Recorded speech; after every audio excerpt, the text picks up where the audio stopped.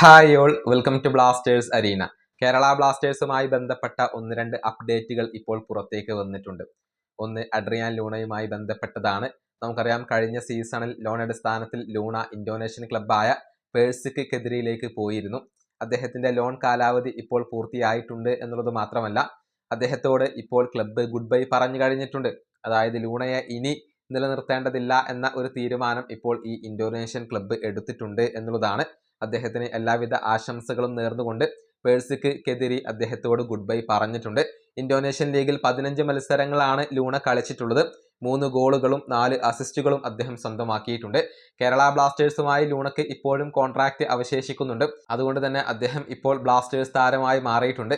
പക്ഷേ ബ്ലാസ്റ്റേഴ്സ് അദ്ദേഹത്തെ നിലനിർത്തുമോ എന്ന കാര്യത്തിൽ വലിയ സംശയങ്ങൾ നിലനിൽക്കുന്നുണ്ട്. കാരണം കേരള ബ്ലാസ്റ്റേഴ്സിനകത്ത് ഏറ്റവും കൂടുതൽ സാലറിയുള്ള താരമാണ് ലൂണ. വലിയ സാലറിയുള്ള താരങ്ങളെ ഒഴിവാക്കാനാണ് ബ്ലാസ്റ്റേഴ്സ് തീരുമാനിച്ചിട്ടുള്ളത്.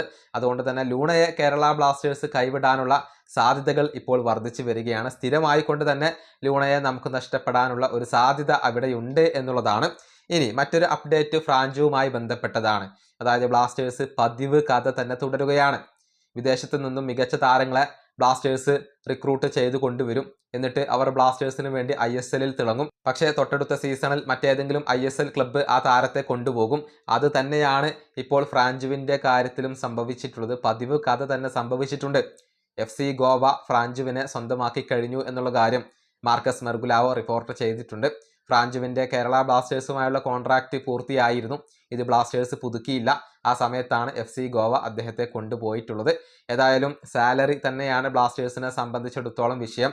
ഫേവറേറ്റ് താരങ്ങളെ ബ്ലാസ്റ്റേഴ്സ് ഒഴിവാക്കും എന്നുള്ള റിപ്പോർട്ടുകൾ നേരത്തെ പുറത്തേക്ക് വന്നിരുന്നു. ഏതായാലും ഫ്രാഞ്ചുവിനെ പോലെയുള്ള പല സൂപ്പർ താരങ്ങളും ഇനിയും ബ്ലാസ്റ്റേഴ്സ് വിടാൻ തന്നെയാണ് സാധ്യത. ഈ വീഡിയോ അവസാനിപ്പിക്കുന്നു. അടുത്തൊരു വീഡിയോ കാണാം.